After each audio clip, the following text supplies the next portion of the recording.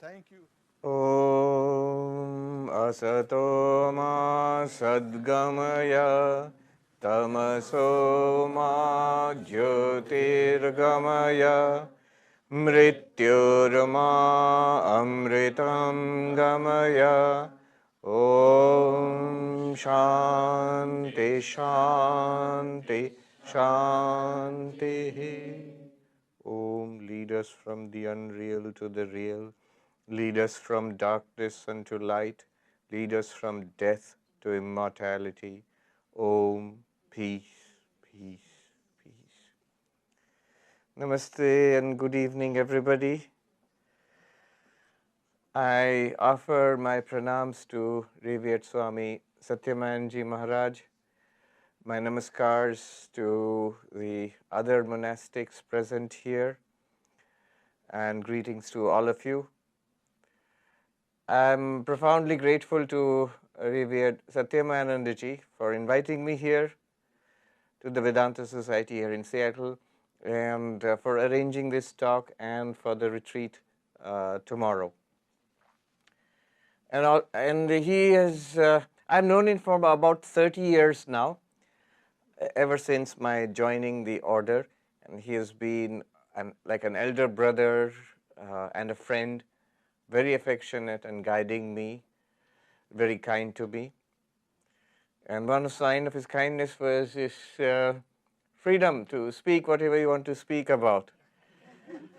Now, if you give me freedom, I'll go straight to my favorite book, which is the Ashtavakra Gita. And I was thinking that yes, then I can speak about it. I have chosen one verse. See, the Ashtavakra Gita is a unique book. It's a classic of Advaita Vedanta, of non-dual Vedanta, which is unique in this way. Vedanta is based on the Upanishads. In fact, the definition of Vedanta, which we memorized as brahmacharis, Vedanta Nama Upanishad Pramanam, the source of spiritual knowledge called the Upanishads, is Vedanta. Now, on that, a vast edifice of texts stands. There is the very well-known Bhagavad Gita, which is a standard book of Vedanta. Then there is the Brahma Sutras. But on this triad, you have so many books, so many schools of Vedanta. But here we are primarily interested in the Advaita Vedanta, the non-dual Vedanta. And there are many, it's a huge textual tradition. Ashtavakra Gita is a category of text. There are a few books like that. Ashtavakra, which is the most famous of this category. There is the Avadhuta Gita, the Ribhu Gita, which was very dear to Ramana Maharshi. This Ashtavakra Gita is unique. There is, Sri Ramakrishna, when he made Swami Vivekananda interested in Advaita Vedanta, Vivekananda was at first not interested in Advaita Vedanta. He subscribed to the monotheistic version of Hinduism preached by the Brahmo Samaj, but that you are that limitless being, and there is that one limitless Brahman is everything in this universe, all of that did not appeal to him. And he would say that I have the sages gone crazy when they're talking about even this pot is God and the door and the box is God and so on and so forth. Sri Ramakrishna, what he did was he would have a copy of the Ashtavakra Gita in his room. Among the very few books which he had in his room was a copy of the Ashtavakra Gita. It was very dear to him, and he would ask Swami Vivekananda to read from it. Vivekananda, Narendranath Datta at that time, refused. He would refuse to proceed, but then Sri Ramakrishna would say, all right, it's not for you, just read it for my sake. But that's how skillful teacher, he knew the nature of Vivekananda. And often the guru knows our spiritual nature more than us. Right now, we may have a fancy for a particular path or for a particular book or particular tradition, but the guru sees through that and sees something deeper which has not yet awakened within us. And so Sri Ramakrishna impelled Vivekananda, inspired, impelled, instigated, you might say, and made him read the Ashtavakra Gita. And later you would find when the same Vivekananda in this country, when he came and taught in the United States, many times you would find him quoting from the Ashtavakra Gita. It's as if he's speaking himself, but if you look at what he's saying, is a very fresh take on the Ashtavakra Gita basically. Why is it so special? What's special about it? Byram, who is made a beautiful translation, not the poet Byron, Byram with an M, not an N. He was also a man of English literature, professor. He made a translation of the Ashtavakra Gita called The Heart of Awareness, which I like. I use two translations. One is made by Swami Sarvapriyananda ji, which is a book published by our order. He was a Swami of our order, which is precise. The Sanskrit is precise. I mean, Sanskrit to English translation is precise. And Byram's translation is one of the few available translations in English where he captures the spirit of it. So it's poetic. He captures the spirit of it. The book is called The Heart of Awareness. And it has a beautiful introduction by the translator. He says there that when all the philosophers and the sages and the prophets have fallen silent, Ashtavakra begins. When all books of philosophy, all the scriptures have finished, have had their say, and they fall silent, Ashtavakra begins there. And he says the words are so luminous as if they appear in letters of light, and they, as soon as they appear, they seem to disappear, dissolve back into that one white light from which they have come. And so poetically, I mean, ecstatically writes about Ashtavakra. And the book deserves every bit of it. The book is incredible. The book is in Sanskrit, but very simple Sanskrit. Not the complicated Sanskrit, ornate Sanskrit which you find in some other later texts, post-Upanishadic, post-Gita texts. Difficult Sanskrit. Sanskrit can be very difficult. This is very simple Sanskrit. It's not in the language. Ashtavakra, there are no arguments. Strangely enough, for Advaita Vedanta, non-dual Vedanta, it seems to be a hyper-intellectual path. But Ashtavakra has no arguments to offer. Ashtavakra does not tell any stories. There are cute stories in the Upanishads. The Bhagavad Gita is put in the middle of the greatest story ever told in human civilization across the world, in all of time and space, Mahabharata, the most tremendous epic that exists for humanity.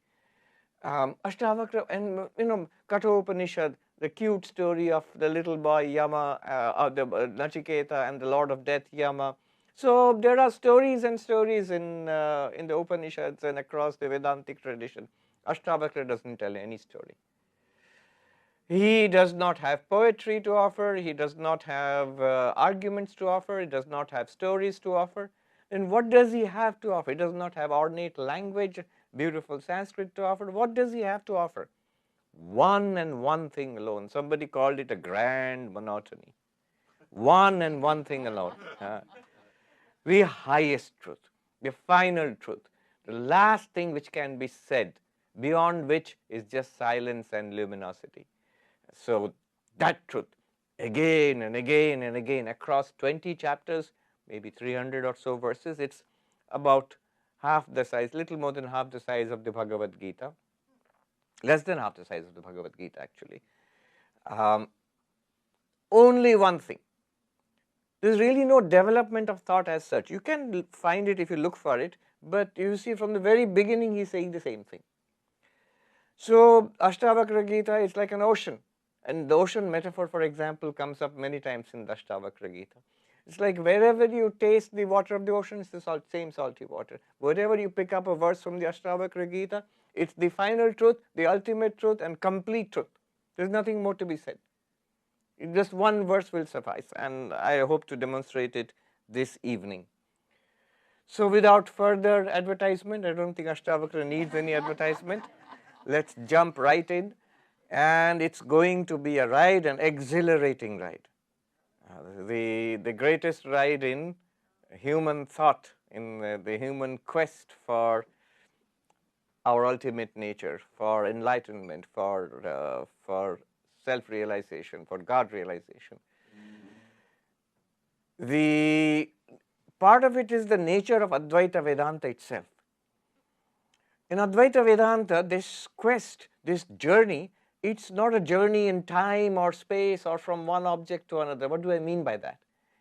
There can be one kind of spiritual journey which says, yes, there is an ultimate reality, God, Brahman, Atman, but it's not here. It's in heaven. It's in Vaikuntha. It's in the Buddha land. This is the world. This is samsara. So when you go from here to there, a journey in space, it could be spiritual space. It sounds like a journey in space. This is not spiritual, that is spiritual. You have to go from here to there. It's a journey in space. Vedanta is not like that. It could be a journey in time. That not now, but after death. I saw this big poster in a billboard. After death, you will meet God. Little ominous. We were driving past, you could see, after death, you will meet God. And below that was written, call 1-800 so and so. So that before death, you can get a little glimpse of God. And that may be true, and I'm sure it is true. But Advaita Vedanta is not that. It's not a journey in time, not after death, not after the coming of the Messiah, not after the coming of the millennium, not after Kali Yoga, Satya Yoga will start after Kali Yoga, not even after Samadhi, not even after some kind of ecstatic experience, no after. It is not even some reality apart from yourself. That there is some other thing called Atman, Brahman, God. That thing is spiritual. That's what you must go. From yourself to there, to that thing. It's not a journey from one thing to another. It's not a journey from one place to another. It's not a journey across time from one time from now to then. What Advaita Vedanta is talking about is everywhere, all the time, and everything. And being everywhere and all the time and everything, it must be here and now, and you yourself. That's the beauty of Advaita Vedanta. It's talking about you. It's talking about now. It's talking about here. The problem of talking about now, here, and that everything is Brahman is you can say, show me. You can't say, show me to that big billboard that because it says after death, they are safe. Show me God. No, you have to wait. Wait in time. Or God is in heaven and all's right with the world. A poet, I think Robert Browning, who was saying, God's in heaven and all's right with the world. They'll show me God. You can't. It's in heaven. You have to go to heaven. So you have to go there. But if you say it's right here, right now, and indeed, it's me. It is I. There hangs a little story also. Silly joke, but I can't resist it. In the pearly gate, knock, knock, and St. Peter says, who's there? It is I. And St. Peter says, oh no, another English teacher. Not it's me, it is I. So if it is I, and here and now, you can ask. We can ask the Advaita teacher. You can ask Advaita Vedanta. We can ask Ashtavakra, show me. And Ashtavakra rises to the challenge. He says, I'll show you. Right here, right now. You can take it seriously, listen carefully. And even if we do not walk out of here enlightened, at least we'll get clarity about what Advaita Vedanta is saying. And that's a great thing to take away from the talk. It's an incredible thing to take away. One of the vows we take as monks when we become monks, one of the vows is Brihad Vadeva. From now on, let us talk of vast things. Let us talk of the infinite. Let us not talk about petty things. Let us not talk about the finite. Let us not talk about the worldly things. Let's talk about the spirit. Let's talk about ultimate things now. So this evening, we're going to talk about ultimate things. We're going to talk about the vast, the infinite. Nothing small, nothing petty. We are going to walk with Ashtavakra. We are going to walk into the light. Once you walk through these gates, there's no walking back. There are no backseas in Advaita Vedanta. Once you see, you cannot unsee. So it is the last chance to leave. We are going to take off. You have boarded, but now you can't get off the plane. Yes. So this is the last chance. Why I'm using the plane metaphor is because we went to see the Boeing, the factory today, the plant today. Yes. Vast. Talk about vast. It's the largest structure made by human beings in the world. The plant, assembly plant there. Ashtavakra would be inspired. And it's about aeroplanes also. So, yeah, I love aeroplanes. When I joined the order and became a monk, Swami Suhitanandaji, he was the head of our monastery there, where I became a monk 30 years ago. And when he learned that I liked aeroplanes, see, his take on everything was spiritual. He said, that's good. That means you look up at the sky. Yeah, it's a good sign. Vivekananda, in America, they used to call him the sky pilot because he never looked below this. His eyes were always there. Luckily, he didn't stumble. He never looked down. He couldn't. Somehow, he would always look there. One verse which I have selected is the 12th verse of the first chapter. If you go through the Ashtavakra Gita, you will find many similar verses. It's not, but this verse is particularly beautiful. Chapter 1, verse 12. How does it go? Atma sakshi vibhu purna eka mukta chidakriyaha asango nispriha shanto Brahmat samsaravaniva. What does it mean? Atma, the self. Sakshi, it is the witness. Vibhu, it is all. It is the vast. It's everything. Purnam, it is complete. It is whole. It is infinite. Ekaha, it is one. Muktaha, it is ever free. Chit, consciousness. Mark this word. It is consciousness. Akriyaha, beyond all transaction, beyond all action and change. Asanga, unattached. Nispriyaha, free of all lack, free of all hankering.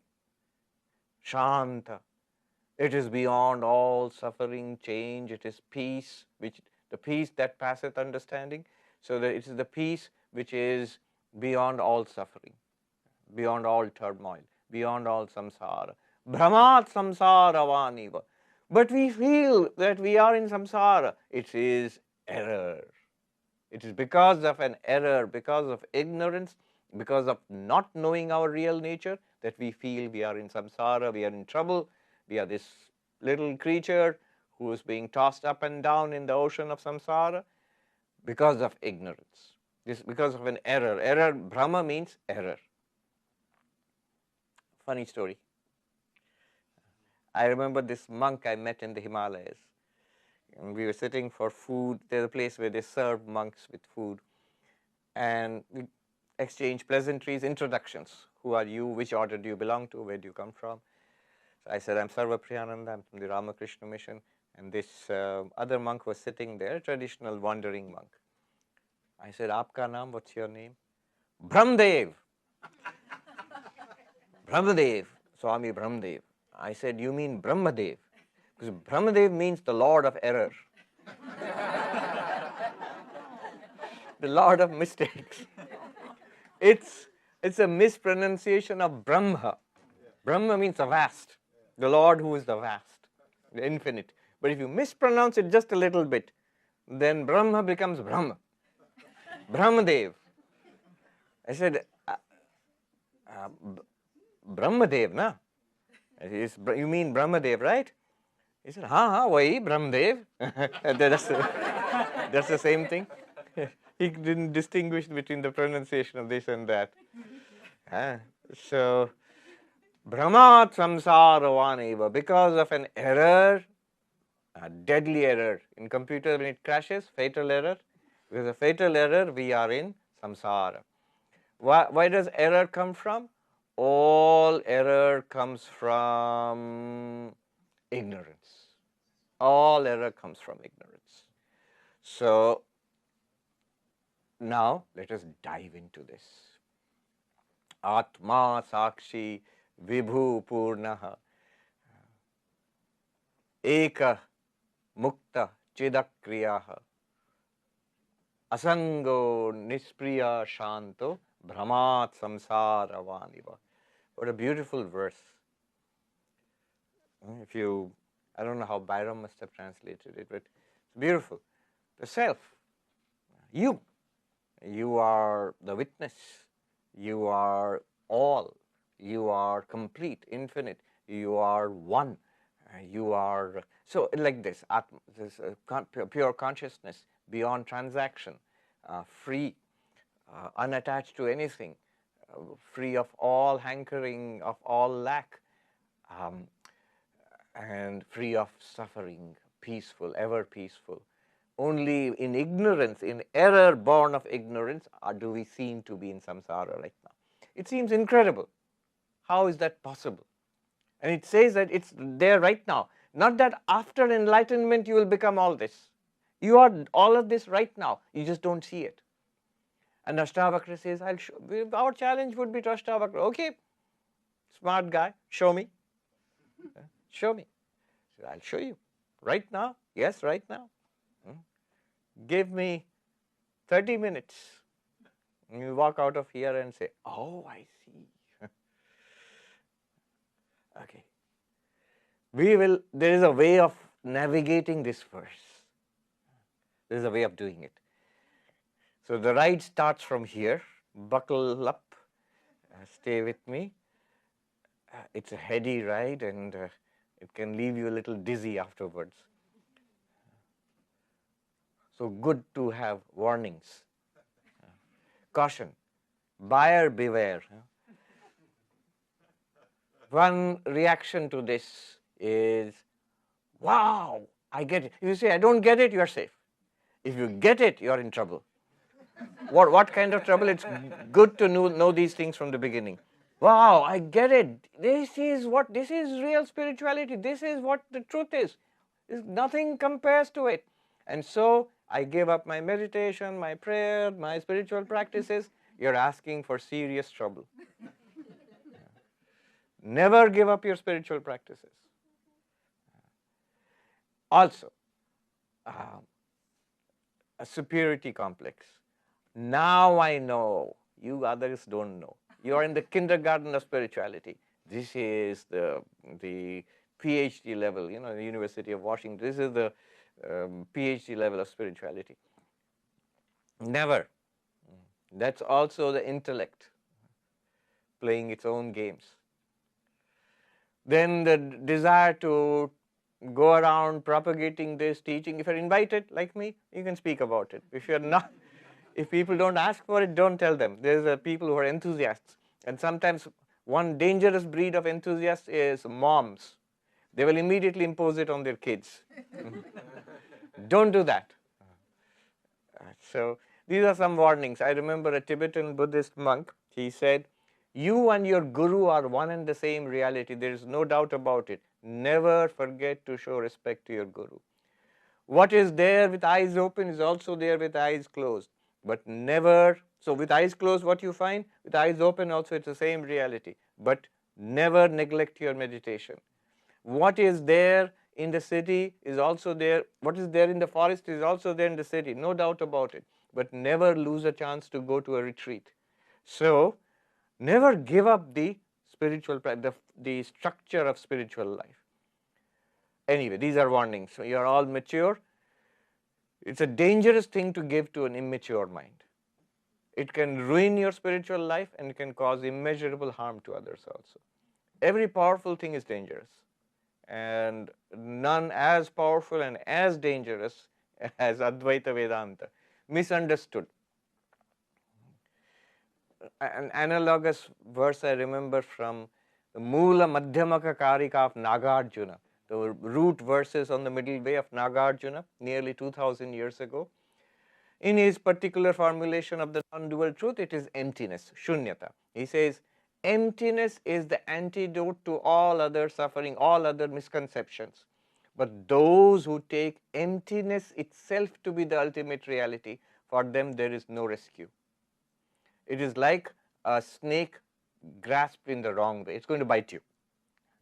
So similarly, Advaita, careful. All right, with all these warnings, let us start the ride. Buckle in. Chid akriya, chid. We'll focus on this word. Atma sakshi vibhu purna ekas mukta chid akriya. Chid, consciousness. Let's start there. We are all conscious. Who denies it? Nobody has raised their hand yet. By conscious, I mean I'm aware, I'm conscious. Right now, I'm conscious. I am experiencing all of this and I'm having feelings. I am a conscious being. Nobody denies this. Vedanta just says we usually think of ourselves as bodies with consciousness. Vedanta wants us to reverse it as a first step, as a first entry into Vedanta, consciousness with a body. So start by focusing on consciousness. Take your stand on consciousness. Let's focus, narrow down on awareness itself, consciousness itself. I'm using the terms interchangeably. There is no clear word in English for something which has many words in Sanskrit. Chit is one word, Ashtavakra uses. Chit, pure consciousness. Chit, Chaitanya, Bodha, Samvit. So many words are there. Chiti. So many words are there. Prakasha. So, chit, consciousness. What about consciousness? As Maharaj said in his beautiful introduction, this is a good time to be alive if you're interested in consciousness studies. Consciousness studies has become a very respectful and a hot field of investigation in the last 20 years or so, 20 to 25 years. People are seriously interested in what is consciousness and trying to understand and explain it in terms of modern scientific understanding and a modern paradigm. Just to give you dimensions of this present study, what the field looks like right now, you can look it up online, search for 325 theories of consciousness. Robert Lawrence Kuhn, who runs this podcast, Closer to Truth. So he's been interested in this for many years. He has interviewed experts, philosophers, theologians, monks. He interviewed me also, scientists, physicists, computer scientists, AI people.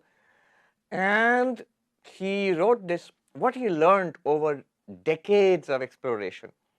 He wrote this encyclopedic article.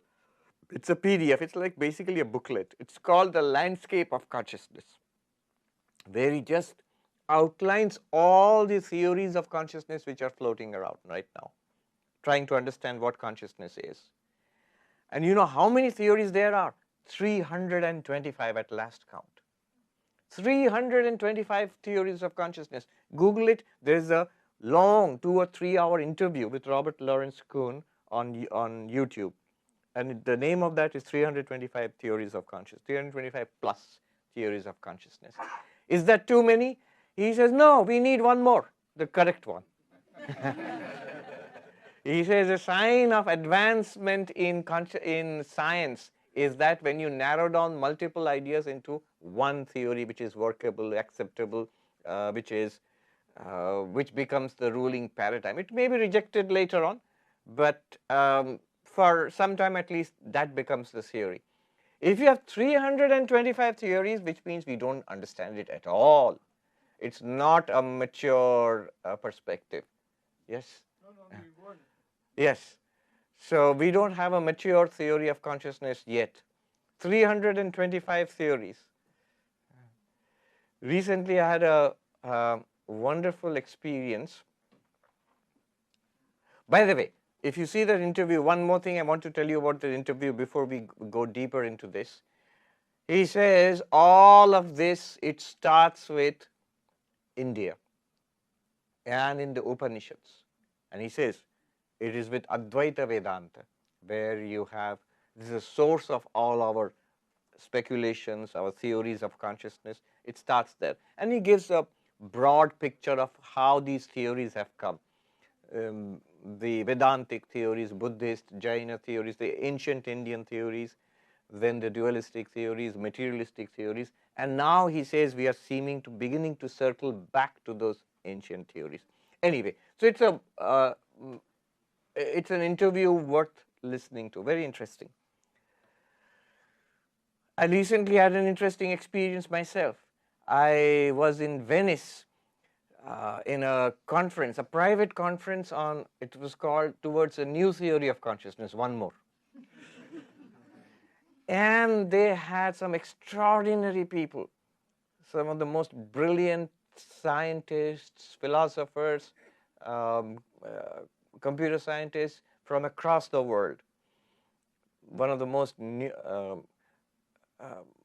renowned neuroscientists in the world, Christoph Koch from Seattle. The head of Google's AI research, Blaze from Seattle. Then there was the head of Google's quantum computing, Hartmut from Seattle. And there were people like David Chalmers, who coined the phrase hard problem of consciousness. So brilliant gathering of people, and I was the token monk there. And it was all organized by a very interesting person. If you Google him, the philosopher billionaire, his name is Berggruen. There was an NYT, New York Times article about him. He is also very interested in consciousness studies, so he organized this kind of a conference. And I was interested to see how many of them were from Seattle itself, of those people investigating consciousness. Incredible. What is Ashtavakra's theory of consciousness? What does he say? And what he's going to say is not speculative. He's going to point to something which is available to us right now, right here. Remember, there was the promise. I'll show you something which is right now, right here. This is the way you listen now. From now on, keep noticing. At least to some level, it will seem like, yeah, you will keep saying, yes, it's true. I never thought of it that way. You can put it that way. I never noticed it, but it's true. At some level, it will seem a little mystifying and maybe it seems speculative, metaphysical, but I assure you it is not. The incredible thing about Ashtavakra is, the incredible thing about Advaita Vedanta, but Ashtavakra especially, is nothing he says in those 300 verses in that book is outside our experience right now. We just don't see it. And he's endeavoring to show us. Let us see. So as I said, there is a way in which we have to navigate this verse. So stay with this. Start with consciousness. What do I have to know about consciousness? He says, notice that consciousness, where are you conscious? I'm seeing now, I'm conscious. Well, notice seeing. Whatever you're seeing, you're conscious. If you're seeing the orange color, you're conscious. If you're seeing the pink color there, you're conscious. You're seeing the brown or the white here, you're conscious.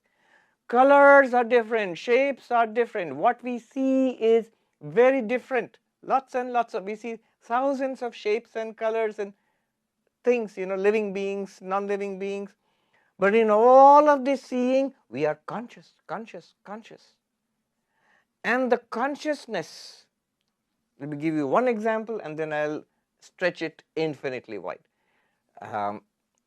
This orange and this white, the experience of this orange color is different from the white color. We are agreed on that. And this paper is different, a different object from this cloth. We are agreed on that. And the experience of seeing orange and the experience of seeing white is also different from each other. But I'm going to put to you a simple, very intuitive, easily acceptable proposition, that the consciousness by itself which experience this orange color and this white color is the same consciousness.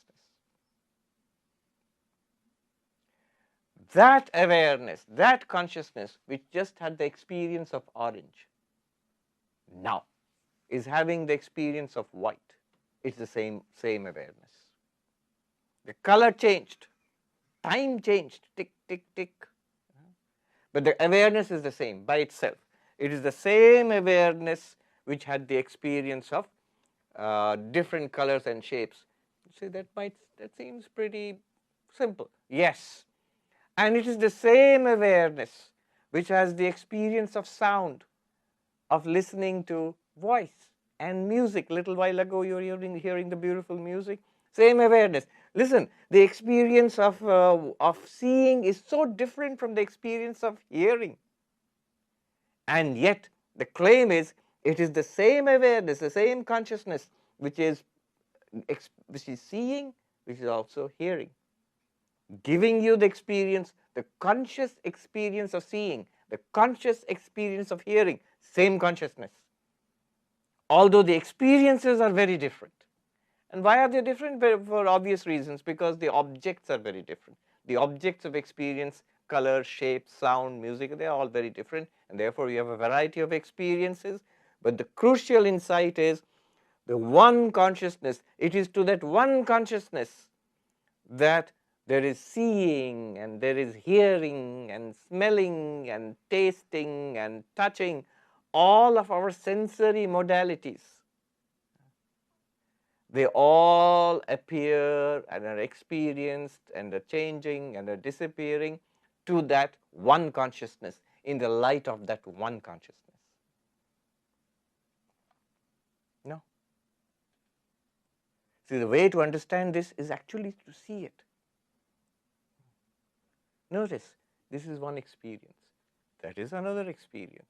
The two experiences are different.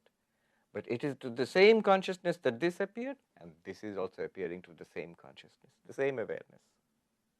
Is it that not true? It's as simple. Don't overcomplicate it. Don't overthink it. Just see it, notice it, and say, yeah, okay.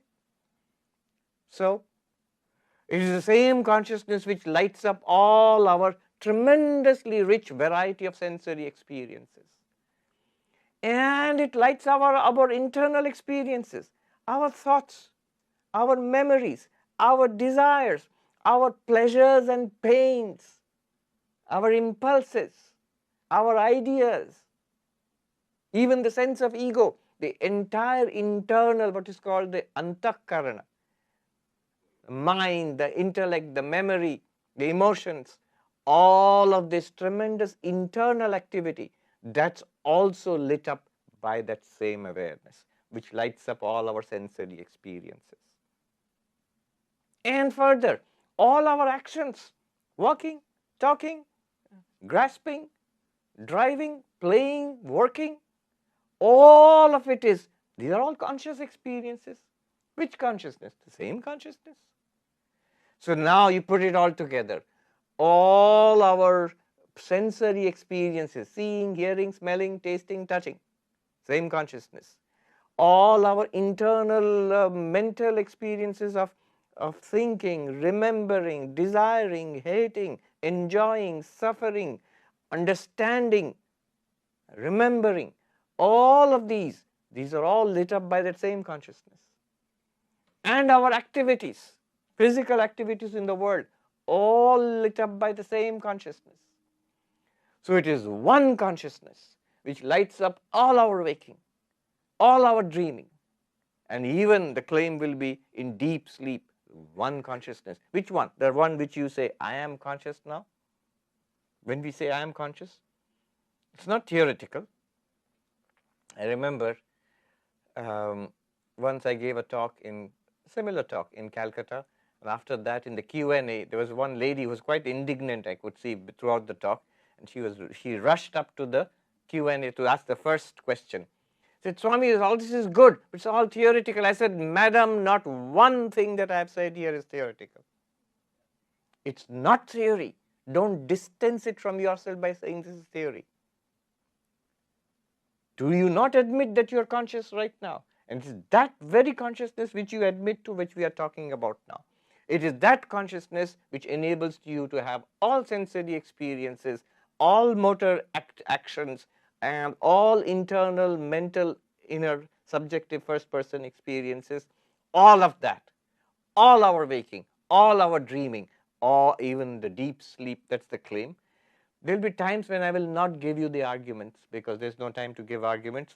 This verse itself, I was calculating to, if we took it slowly and carefully, methodically, it would have taken 3 classes, 3 hours to explain this one verse. And I'll try to do it in the next 20 minutes. So sometimes I will glide over the arguments because one might lose the forest for seeing the tree, the big picture for. So this one consciousness, the light which lights up our lives. Upanishads use poetic language for it. That shining, everything else shines. By its light, everything here is lit up. Tameva bhantam anubhati sarvam tasya bhasa sarvamidam vibhati. That light. In the Gita, Sri Krishna uses beautiful language. Jyotisham apitad jyoti tamasah paramuchyate. It is the light of lights, forever beyond darkness. Jnanam geyam jnanagamyam hridi sarvasya dishtitam. It is knowledge, it is attained by knowledge, and it is that which is knowable, always shining in the hearts of all beings. This is beautiful poetry. What does it mean? That consciousness, which you all admitted to, we all admitted to being conscious, that he says is shining in the hearts of all beings. When I gave this verse, so there was, in that conference which I mentioned, there was one of the most noticed scientists of our world today, quantum theorist. Have you heard of Carlo Rovelli? Yeah. So he was there. And I told him this verse. We are walking in a garden of a 12th century Italian monastery. It had been opened up just for all these people who had come from all over the world, this group. We are walking in there. And he came, we just met. I remember telling him this verse. He was so excited.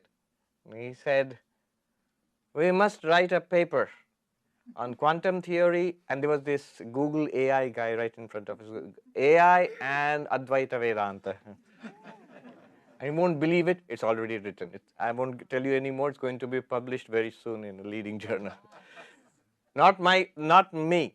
I just provided just the seeds of Advaitic ideas. The work was done all by the big brains. So this verse, it is the light of lights.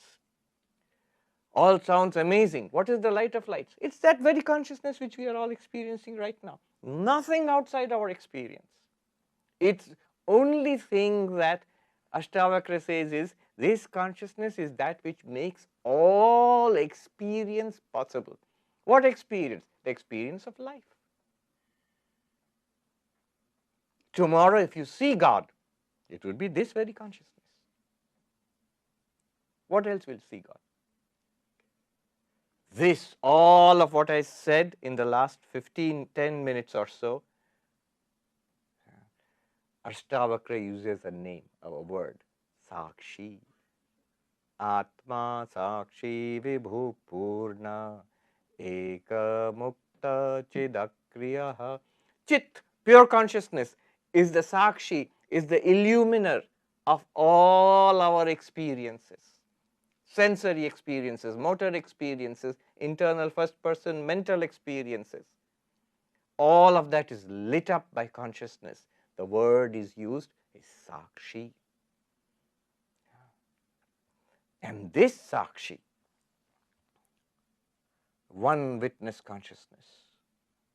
Now when you speak like that, what is consciousness? It is the light of lights.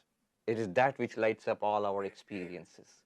When you speak like that, one subtle feeling will be left. Yes, okay, so there is this consciousness, it is the Sakshi which lights up all experiences here. But then there are so many like me here. So how many sakshis are there? How many consciousnesses are there? The early quantum theorists were all Vedantins. Schrödinger, Heisenberg, Oppenheimer. I heard recently that our Swami in San Francisco, Vedanandaji, he worked with Oppenheimer. He even still he calls him Opie. He is a scientist in the not in the Manhattan Project, but just after that. Yeah. So one of them, I think it was Schrödinger, who said consciousness is that singular of which there is no plural. So is there, how many consciousnesses are there? How many sakshis, witness consciousnesses are there? Ashtavakra says, ekaha, one. Counterintuitive, because we feel we are all different from each other, so there must be different consciousness in each one of us. He says, no. We seem to be different. Krishna says in the Bhagavad Gita, avibhaktam cha bhuteshu vibhaktam eva cha sthitam. Undivided in all sentient beings, I appear as if divided. We are one consciousness. I appear as if I am 7 billion people and billions of other living beings also. All of it. Actually, we are one consciousness. Argue for that? There are huge arguments, centuries, millennia old arguments from different schools which fought intellectual gladiatorial combat across the centuries. So the Sankhyans and the Advaitins, they would argue at this point. I will not go into the arguments here. They're not very difficult. If anybody is interested, later on we'll look at that. But basically he shows the essence of all those arguments will be anything that you show to be a difference in consciousness, the Advaitin will show it's a difference in the mind or the senses or the body. It can explain the so-called differences in consciousness. So not many, it is ekaha, one consciousness shining through all minds and bodies, all minds, sensory systems and bodies. I can't resist. Let me give you one argument. Okay, a couple of arguments. The Sankhyan says, no, we can't all be one consciousness. And then the birth of one would be the birth of all, the death of all would be, death of one would be the death of all. If one person is dead, then everybody would die if you are all one consciousness. That's ridiculous. That doesn't happen. And the Advaitin answers, that's an easy one to answer. Birth and death are birth and death of the body, not of consciousness. So one body may be born and consciousness shines there as this person who's born. At that time another may be dying and consciousness shines there as that body is dying and experiences a dying body there. It could be one consciousness. And then a more subtle argument. But if we are one consciousness, then we would experience everybody's minds. That I'm experiencing the contents of this mind. But if we are all one consciousness, I would experience the contents of all minds. It's put in this way, that if we are all one consciousness, then if one is awake, everyone would be awake. If one falls asleep, everyone would fall asleep. If one is enlightened, everyone will be enlightened. If one is ignorant, everyone will become ignorant, because it's one consciousness. And the answer is no, not at all. Not at all. If the waking and dreaming and sleeping, these are functions of the mind, not of consciousness. One mind could be alert, the other could be dreaming, other could be in deep sleep, and the consciousness would illumine the alert mind here and feel, I am alert, listening, I am daydreaming, I am nothing, blank, deep sleep. Consciousness could be one in all of them. These distinctions are distinctions of the mind. One could be, and that's good, because in Vedanta classes, somebody or the other is always sleeping. If one falls asleep and everybody will fall asleep, then would be in trouble. Oh no, it's not possible. If we are all one consciousness, well, my guru is illumined, then I will become illumined. And unfortunately, that doesn't happen. Well, no. This illumination and ignorance enlightenment and ignorance are in the mind, not in Atman, Brahman, pure consciousness. So pure consciousness could be one in all bodies and minds, and yet it might appear in function, in functionality to be different, to be interacting with each other. We could all be one consciousness. And Krishna says it with great emphasis in the Bhagavad Gita. Kshetragyam chapi mam vidhi sarva kshetreshu bharata. One of the most tremendous statements in the entire Bhagavad Gita.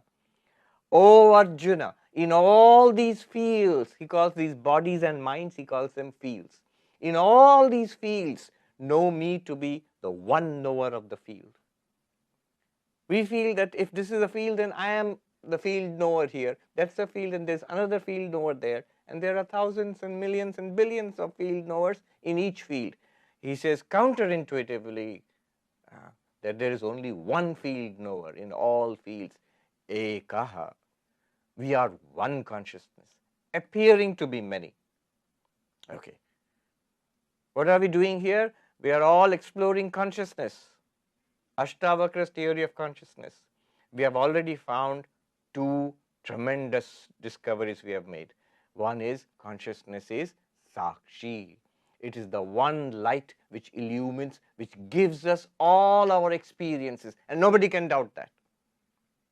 All that you consider experience, sensory experience, mental experience, emotional experience, intellectual experience, aesthetic experience, pleasure, pain, life itself, which we all think, this all made possible by consciousness. The first person experience, this is what the people are finding so difficult to explain about consciousness. This light of lights, this is first discovery. This is one thing we have come across. And then another tremendous discovery. At that level, we are not many, we are one. Ekaha. Okay. Now, this one consciousness, which is ever shining, objects are changing, our mental, our sensory experiences are changing, the awareness is ever the same. It's one, not only one consciousness in all our experiences, it is unchanging. It is unchanging. Consciousness does not change. Big claim. You might say, no, how do you know? Isn't it that consciousness changes? I'm alert in the morning after a cup of coffee, very alert, and then I'm not so alert, and then I fall asleep. But we just said all that is the mind, not consciousness. Consciousness has distinguished from the mind. At this point, one might ask for how do you distinguish consciousness from the mind? How do you distinguish consciousness from anything else? And the answer is pretty simple, elegant in Advaita Vedanta. Whatever is an object is not consciousness. Whatever is presented to you, whatever can be experienced or labeled as this is not consciousness. That to which this appears is consciousness. So this table, is it consciousness? No, because it's this table. This body which is touching the table, is this consciousness? No, because it is this body. This thought, this emotion, this idea, is it consciousness? No, because it is this thought, this emotion, this idea. Whatever you can experience is an object, and that which is experiencing is consciousness. This is only first step, and we will abandon this little later. But now, so this consciousness is the light of lights, and it is the next big discovery we make is it is one in all beings. We are actually one consciousness. And that is what Krishna says, I am that one consciousness in all beings. So are we Krishna? That is Vedanta's great thesis. Aham Brahmasmi, I am one with Brahman. I am that one divinity in all beings. Ekaha. But the next thing we discover is consciousness does not change. How do you know that? Suppose consciousness changed. Now there are only two alternatives here. These are all supporting arguments which I am providing. Ashtavakra takes it for granted. You are all advanced students, you know all this down. So not arguments are for the lower class of seekers, best seekers. So there's a book called Vichar Sagar, written not long ago, 200 years ago or so, 250 years ago, Nishchal Das ji. So there, 3 students go to the teacher. Actually, there are 3 princes, and they go to the teacher. The best student of Vedanta gets illumined immediately, the next best sort of, and the lowest. And the lowest is far ahead of us, we'll see. The 3 of them, they have very interesting names. Tattva Drishti, the one who sees the truth. You tell him the truth, he becomes enlightened. Tattva Drishti. The second one, the younger brother, middle brother, is called Adrishti, doesn't see. Has to be told again and again, shown 100 different ways, then only it becomes clear. The last one, the junior most, who's supposed to be the least qualified, is called Tarka Drishti. He needs argument, logic. We think that's like the top, if you just use reason to convince, he says that's the dumbest kind of a seeker, the hyper-intellectual. Higher than that is the one who doesn't see, and higher than the one is the one who sees immediately when it's pointed out. Okay, so argument. Argument about what? Consciousness does not change. Follow this argument. There are only 2 alternatives. If you say consciousness changes, either the change is known or the change is unknown. If consciousness changes and the change is known, then it becomes an object. If you know the change, what will you say? This change in consciousness. Then it becomes this. It's an object. It's not consciousness anymore. So consciousness did not change. Whatever you saw as a change in consciousness was a change in an object. It was a change in the body, in the neurons, in the mind or something. Some object, not a change in consciousness. The change was illumined, revealed by consciousness. All change is in the object, not in consciousness. Suppose you say, no, let there be a change in consciousness and the change is unknown. Then why speak of it at all? Why at all speak of it's something that is unknown and unknowable? Forget it. Don't even talk about it. So consciousness is not subject to change. Whatever change you notice is a change in something other than consciousness, an object. Nishkriyaha, avikriyaha. Eka mukta chidakriyaha, akriyaha, unchanging. Because consciousness in itself does not change, it doesn't do anything. To do something, activity. You will say, no, but you said it illumines, it knows, it reveals, but though they are like verbs, they are the very nature of consciousness. Even light is not a good example. Light is also full of activity actually. There are photons streaming in here. So consciousness does not do anything because it is beyond change. It doesn't change. It's the very nature of consciousness is to shine, is to reveal. Gaudapada says, Devasya esha svabhavoyam. It is the very nature of the shining one. What is the shining one? You, consciousness. So it does not do anything. Not doing anything, the body does action, don't forget. The mind is acting, the body acts, the senses act. But consciousness does not do anything. It illumines, it just reveals. The result of it is our experience, first person experience. But that's because of the activity of the senses and the mind and interaction with the objects. Consciousness not doing anything, it does not do any karma, neither good nor bad. And therefore, muktaha, it is free. See, the whole idea in Hinduism, Buddhism, Jainism, Sikhism, one idea of being trapped in samsara is we do action and we get the result of it. Vivekananda put it in very brief. Good, good, bad, bad, and none escape the law. But whosoever wears a form wears the chain too. So good, good, good action, results are pleasant. Bad action, if you are deliberately naughty, the results are unpleasant. And none escape the law. This being bound, Vivekananda says, chains though of gold are not less strong to bind. Iron chain, bad action, sinful action, which is unpleasant, a terrible, difficult life. Good action, golden chain. It will be a pleasant life, but we are still bound with body, mind and samsara. Then what can Vedanta do for us?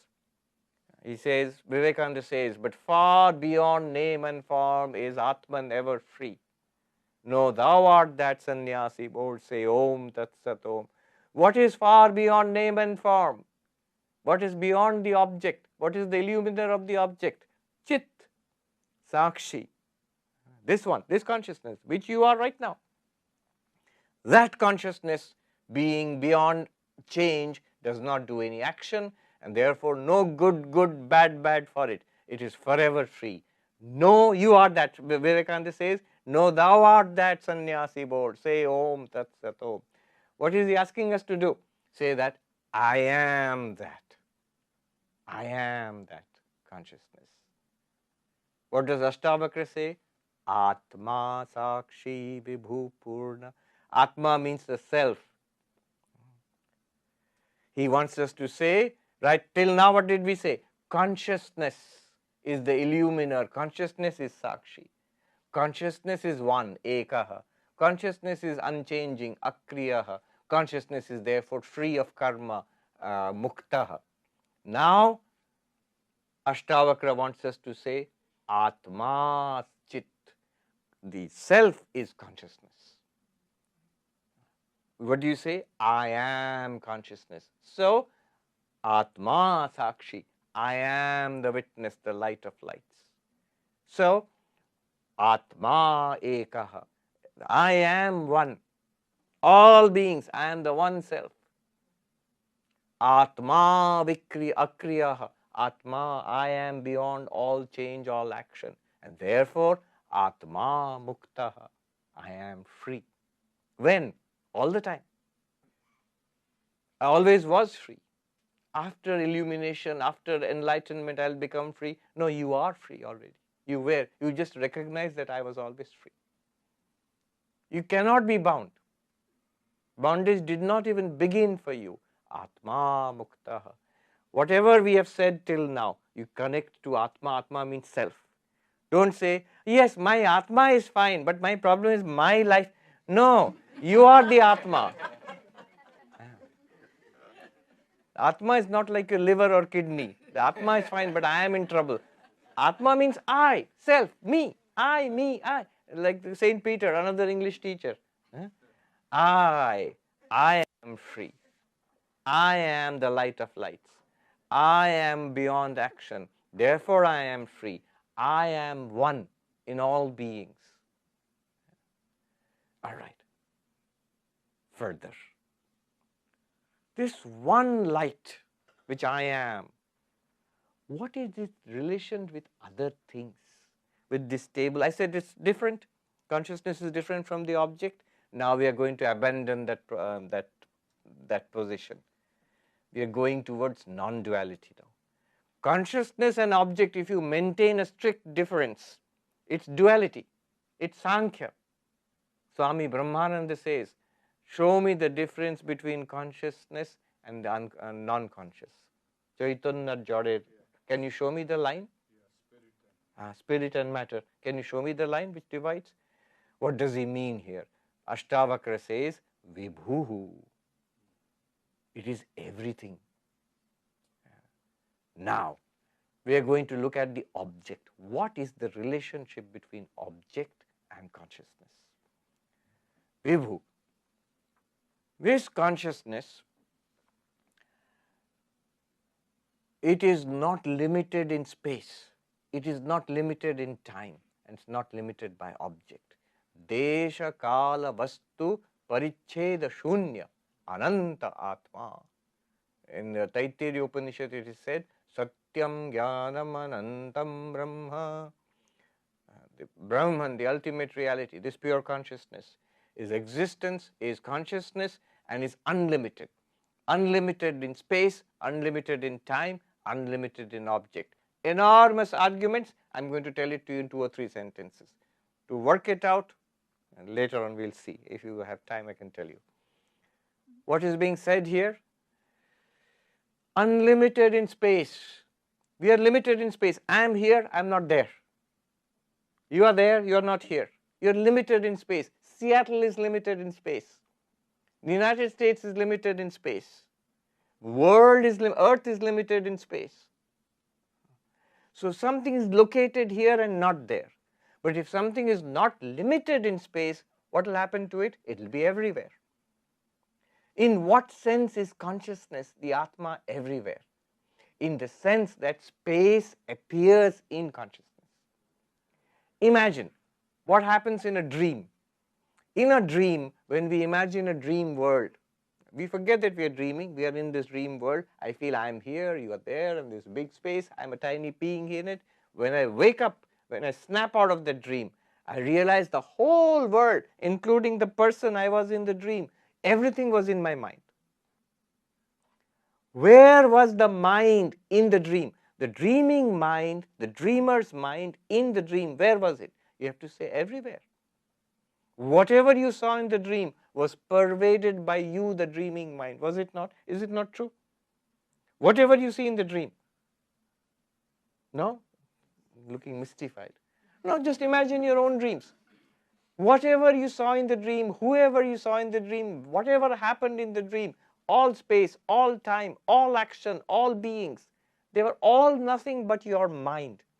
You dreamt it. Therefore, all of them were your mind. Whatever appeared, it appeared in your mind. Your mind was everywhere in the dream. Whatever the dream space was. Exactly like that, the claim again, these are claims, that space appears in consciousness. There's nowhere else that space appears. I wish I could go, I love the arguments here. There's a modern thinker, if you like latest thinking on this, is a philosopher and a scientist, Bernardo Kastrup. So he has got one of those 325 theories, one of the latest theories he's got, it's called analytic idealism. So he gives beautiful arguments for what I'm saying. All of space is experienced in consciousness. Therefore, consciousness is all pervasive in space. Space is not a limitation. All of time is experienced in consciousness. Therefore, consciousness is eternal with regard to time. And all objects are experienced in consciousness. So consciousness is not separate from all these objects. All objects are appearing in consciousness. The objects are not separate from consciousness. Let's put it that way. This all-pervasiveness of consciousness in space, in time, in object, all of this is together called by Ashtavakra Vibhu. It is all. And being all, the next word, a tremendous word is used. If one word can be used to describe Advaita, it's the next one. Purnam, Vibhu Purnaha. It is the whole, it is the infinite, it is the complete. There is nothing else beside it. Sometimes when I am asked about Hinduism, I talk about Hinduism to school students in different parts of the United States. I say any question that you ask, the answer in Hinduism is yes and no. Do Hindus believe in God? Yes and no. There are schools of Orthodox Hinduism like Sankhya, which is agnostic or atheistic. Not atheistic, agnostic, let's say. Is God male? Yes and no. God is also female. Is God with form? Yes and no. Without form. With form and without form. If you say God is only male, then your conception of God is apurna, it is not purnam. If you say God is only in a human form, purna, it's not purna, it's limited. God can be in the fish form, in the turtle form, and in the half lion, half human form, and so many different forms, and many more beside. It's not limited to whatever you find only in the Hindu scriptures. Therefore, in every scripture of the world, Sri Ramakrishna said, Tini Ananto Tar And the Patu Ananta. God is infinite and the paths to God are also infinite. This one word includes all of it. Purnam. That which is infinite, when it appears, the appearance is also infinite. That infinite being appearing as this world is also infinite. The world means in its real nature. Everything here is the infinite. So this one word, I could go on and on about this word, but Ashtavakra uses it to establish non-duality. Purnaha. There is no second reality apart from you. At this point, one might say, didn't you say that whatever appears is an object and consciousness is different from that? I did. I said consciousness is different from all that appears to it. Consciousness is distinct from all objects. But now, there is the fine print. I draw your attention to that. Did I ever say that the objects are distinct from consciousness? One sadhu put it this way.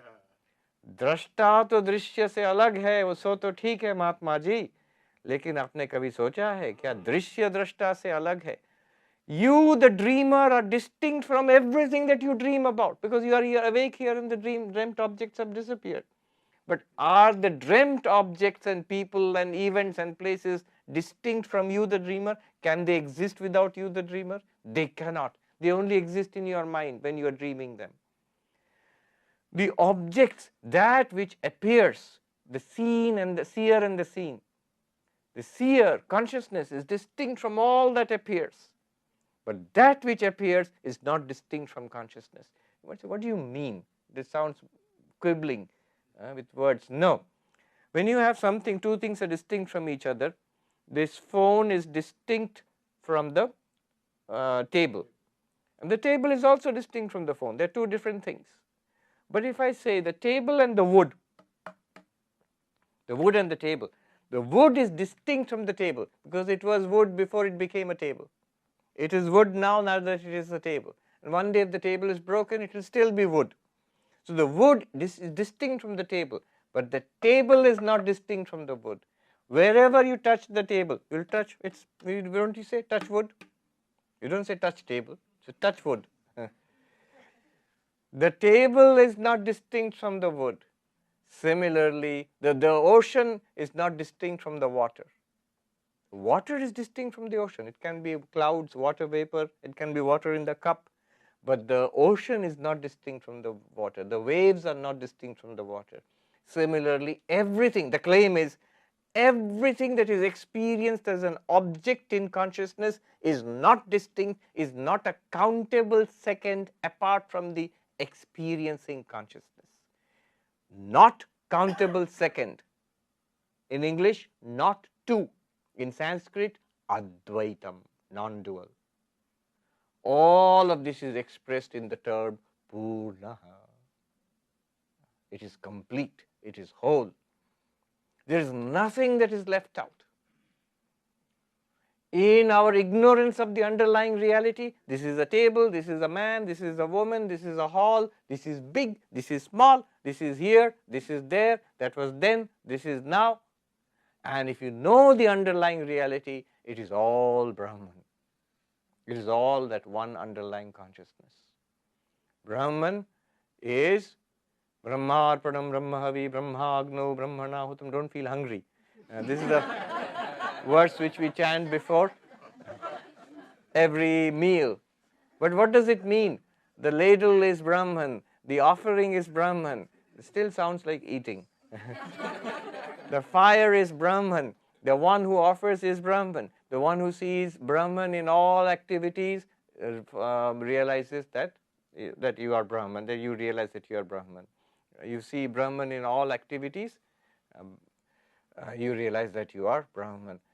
Replace Brahman by the word consciousness. Consciousness is the instruments of experience. Consciousness is the object experienced. Consciousness is the one experiencing. And one who sees consciousness in all such activities and experiences realizes that I am consciousness. Replace the word consciousness by the word I. I am the instruments of all experience. I am whatever I experience. I am whatever I see, hear, smell, taste, touch. I am whoever I meet. I enjoy, I love, I hate, I fight with. All of them are I. When you see I in all of these activities, all experiences of life, you realize that I is that non-dual Brahman, that Atman, Brahman, pure consciousness. All of this in one word, Purnaha. And this Purnaha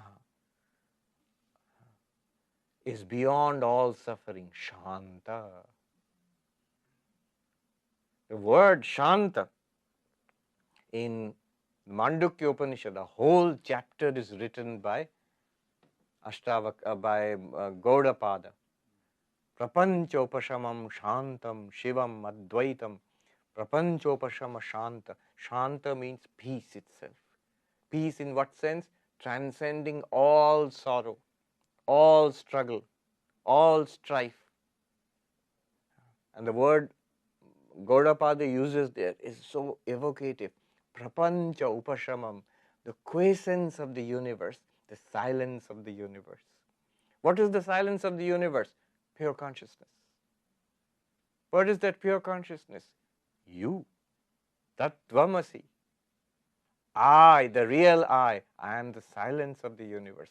Even while experiencing the universe in all its noise and ups and downs, you can claim honestly, I am the silence of the universe. Because from my own perspective as pure consciousness, there's nothing else here.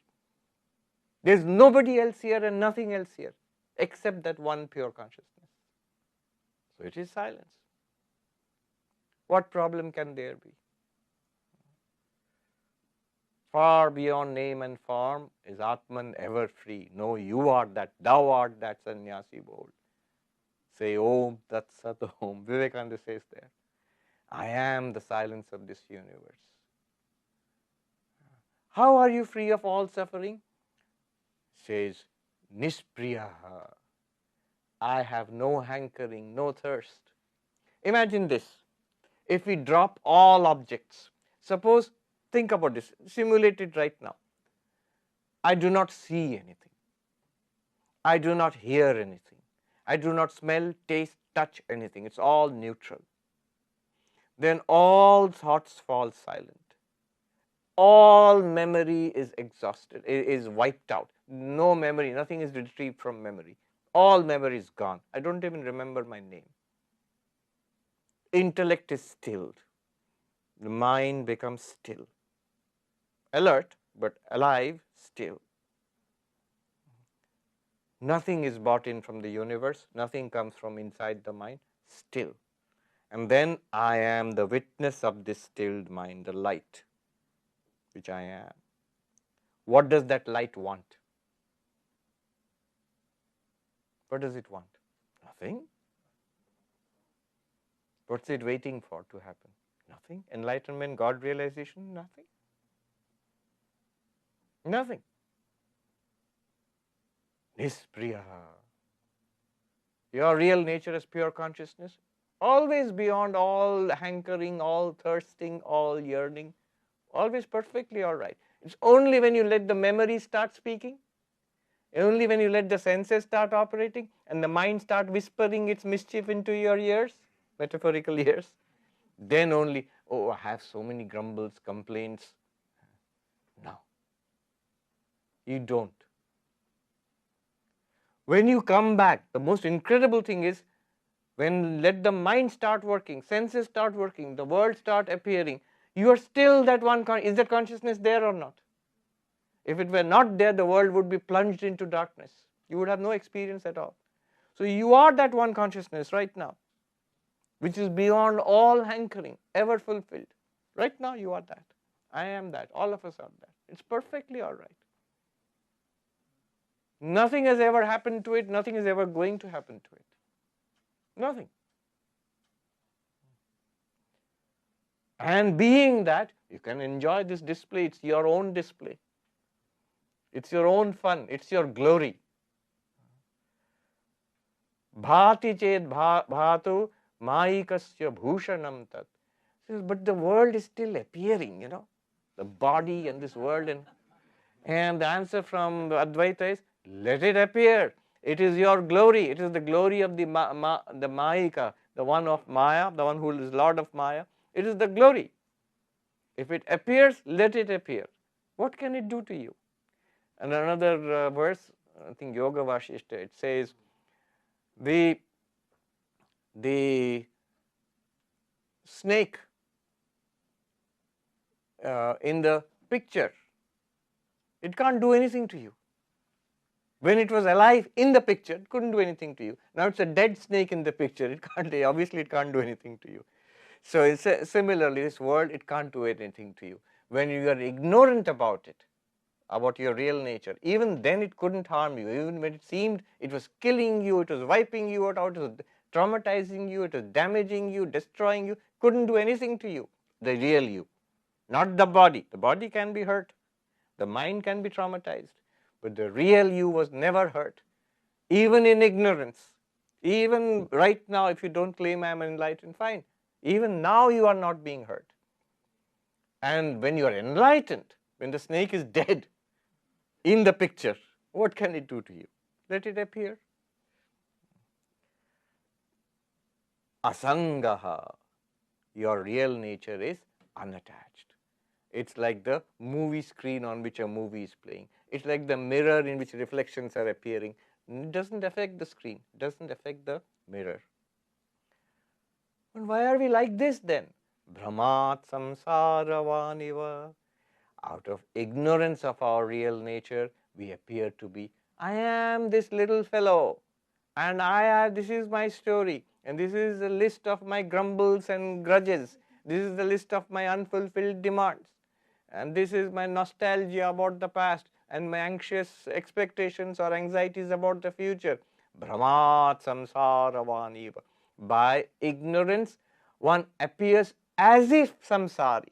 Not even now you are not a samsari. You are pure consciousness. You are Atman, you are Brahman right now. But you appear as if samsari by ignorance, in ignorance of our real nature. There is a Buddhist saying, very beautiful, I found it. The primordial ground of being,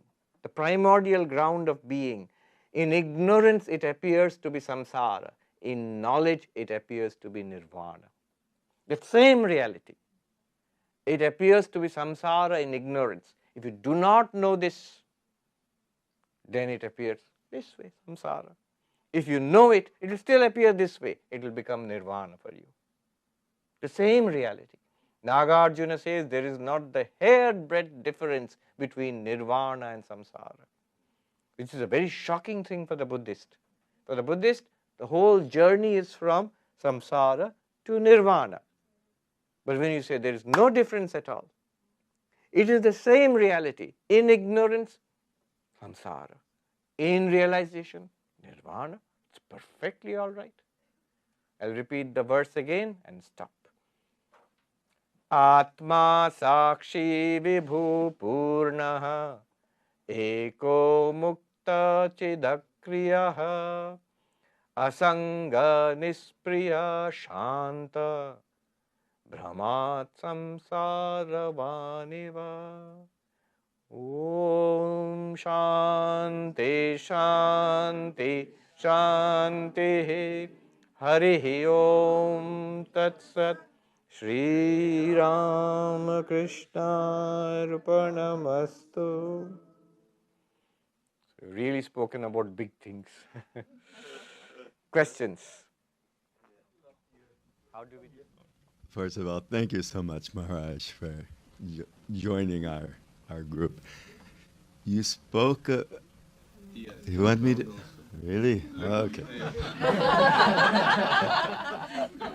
So you spoke of Purnam as including everything, and you spoke of Shantam as or Shantam. Yes. No. As the peace, all-pervasive peace, which in my mind includes everything. Can you say something more about that? Yes, actually it sounds opposite. Purnam means including everything. And Shantam would mean, and as I said, the silence of the universe, where the universe itself is extinguished. Prapanchopashamam, the extinction of the universe. They seem to be two different things, but they mean exactly the same thing. When I say Purnam includes everything, one must understand in what sense it includes everything. Not like an inventory, not like a shop which has lots of items. So Brahman is this thing which has everything in its shop.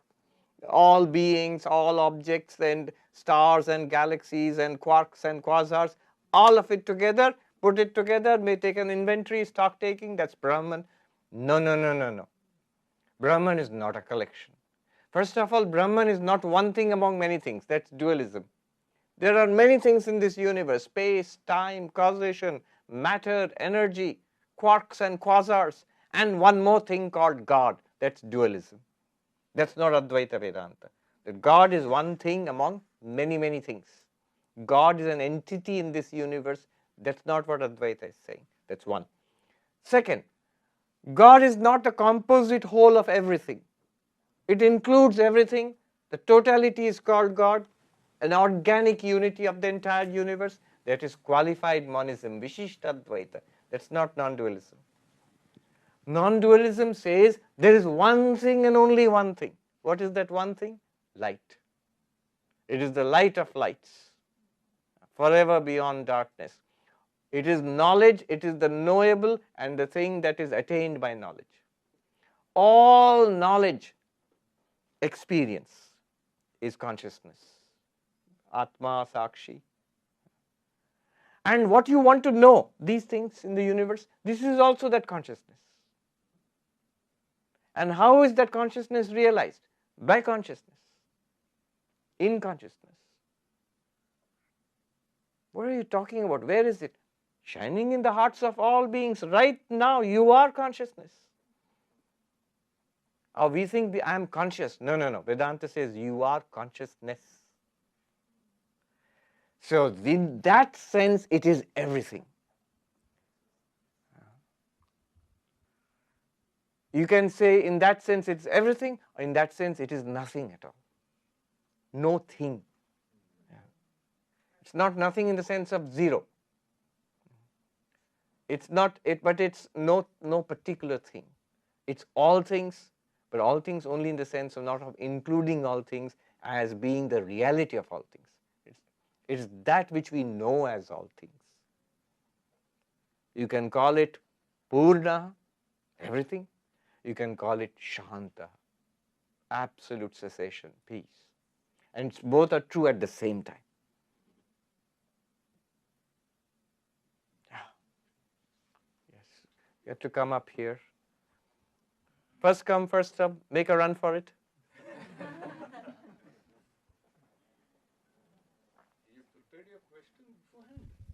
The early bird. Thanks a lot for the wonderful speech, Maharaj. My question is, we know machines can be intelligent. Can they be self-conscious or experience consciousness? Machines can be intelligent. Can they be self-conscious or? Yes, that's the big $1 million, not $1 million question. It is the $1 billion question now. And it's what's going on in Google right here.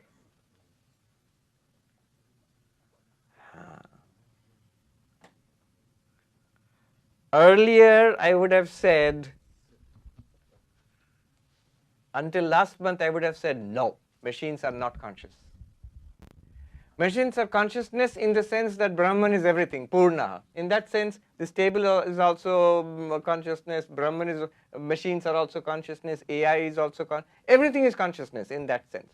But is AI conscious in the sense we are conscious? Yeah. I would have said no. Why not? Because AI does not have first-person experience.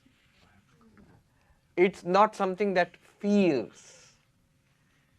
Right now, when you're seeing me, you have an inner first-person feeling of seeing me. It's called qualia, it's called first-person experience. This is the so-called hard problem of consciousness. How can the brain generate this? Does AI have this? I would have said no. Because AI is, when we say AI is seeing you, a machine is seeing you, like a sensor is seeing you when you go to the airport door, the door opens. Did the door see you? No, not in the sense of consciousness. It had no experience of seeing you. It's a perfectly explainable mechanism. Similarly, on a much vaster and more sophisticated scale, the algorithms are working. We are using words like seeing, hearing, thinking, intelligent. Like you said, intelligent. It can think, but does it experience? But even thinking, we are using these words as if they are doing it like us. But we know these machines are not like us. But they are delivering the results. Their behavior is like us. So this was my view 1 month ago. Then I had a very interesting conversation. Big fight with, I can't take the name now. I don't know if that's permitted. He is the designer of one of the leading AIs in the world today. So he pushed back. Every argument I had, he cut it down. And he gave some very cogent arguments for AI consciousness. So I'm leaving it open for certain reasons. I don't think AIs are conscious. So I'm cautious there. But I don't have clinching arguments to show that AI can never be conscious. Even in simple Advaitic terms, what is this consciousness which we are experiencing now? It is pure consciousness shining in the mind, what we call Chidabhas, reflected consciousness. Now suppose you generate an artificial mind. Because after all, according to Advaita Vedanta, consciousness is all pervasive. Now if you generate an artificial mind, will it reflect consciousness? Will there be an artificial reflected consciousness? Do you have any principle why it should not be so? In Vedanta, there is no such principle. Now, even in Sankhya, there is no such principle. There is one argument that these minds are part of living systems. These minds are part of living systems. Right? And I'm getting to the heart of the argument which I had with that AI person. So these living systems. Now his argument, his pushback was, what is life? Tell me what is life. And he gave an argument. I can tell you what is life from his perspective. Life is computation. And then he introduced me. I remember sitting on the beach in Venice, introduced me to something been well known for computer people here, not for me. Something called the game of life. You look it up. There's a mathematician called Conway. The game of life, if you go find it, it's a well-known thing. And then he showed from there what is the principle distinguishing our idea of life at present from computability. So the computational theory of life is already a well-known, well-established principle. So his question was, have you any argument to show that this computational theory of life, it can be instantiated only in a carbon-based life? Why not in a silicon-based life? Why not in digital life? And if that is so, then can there be a mind, an artificial mind in that kind of life? And in that case, will your all-pervasive consciousness be reflected in that artificial mind? Where is the logical flaw? If I stopped him, he said, that's dogma, Swami. So now I'm sort of stalled on that question. Are AIs conscious right now? He said he feels they are already conscious. I had an argument with him. One part of the argument was this. I have already given this argument in different forums. So I presented it to him. I said, look, he literally has spent billions on his AI. Literally billions and still spending billions, literally billions of dollars. Where is your budget for consciousness? We have spent billions on intelligence, on creativity, on giving algorithms which can imitate all these human faculties. How many dollars have you spent on consciousness? You have to say 0. There is no budget for consciousness. Because you don't know what consciousness is. You have 325 theories. So you can model intelligence, you can model creativity, which they are doing. And so what is your budget for consciousness? He gave an answer which I had never heard earlier. He said all of it. All of it. Why? There is the heart of the argument, which I will not go into now, because it's going to be published soon in a paper. So there I'm not going to go into that. Yeah. Okay. Maharaj, thank you for this opportunity. My question is regarding your recent talks with Sam Harris. You mentioned about, he mentioned about the Buddhist Shunyam, and you also mentioned about the Sakshi or the Purnam, which you just talked about, and you mentioned the Satchidananda. It's the same thing. So, but when I hear this Shunyam word, it looks like an end. Yes. And when we talk about Satchidananda or like Brahman, Purnam, use the word like, Purnam. It's like Purnam. So it likes it looks like all. So, and like when Swamiji also says like believe in yourself. What is the question? So the question is that is that Shunyam is same as Purnam? My answer is yes. Now, see, here is, it's a very big question. It's a very big question. Is the Advaitic Brahman Purnam the same as the Buddhist Shunyam? Right? This question. And there are different positions on it. If you go back in history, if you ask the Vedantins, they will say no. If you ask say for example, the Tibetan Buddhists, the Mahayana Buddhists about their view of Vedanta, we say your Shunyam, is it the Advaitic Brahman?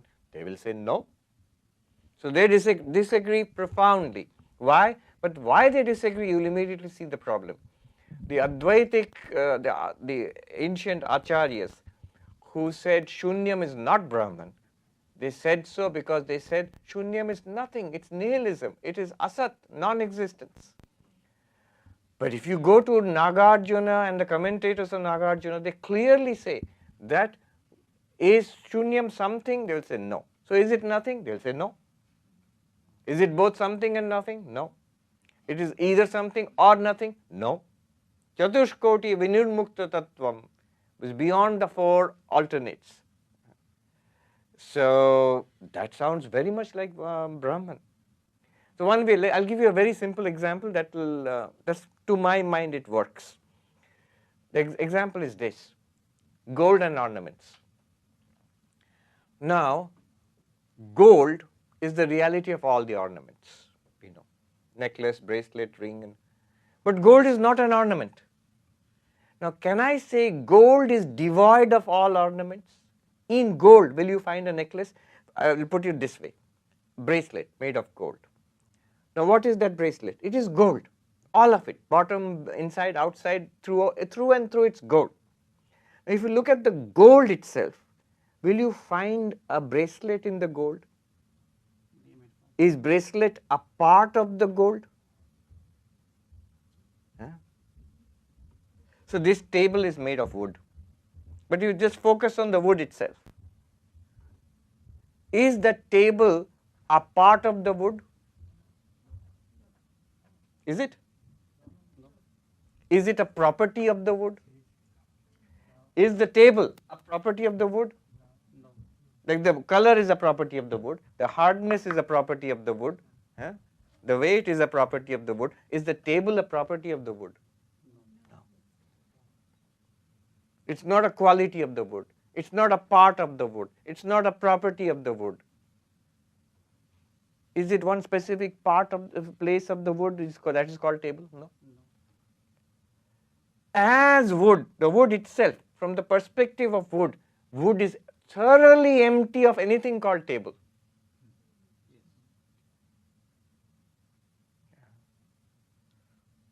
You used to know it is the name and the form, but the name and the form are nothing but the wood.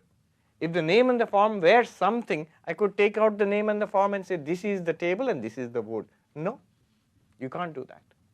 The wood is thoroughly empty of anything called table, and yet table appears. So, from the perspective of the wood, table is shunyam. It is empty of all table. Similarly, from the perspective of Brahman, it is shunyam of the universe. What's there in Brahman? What's there in Brahman? Brahman.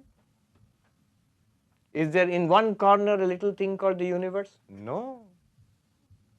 Is it a quality of Brahman, the universe? No.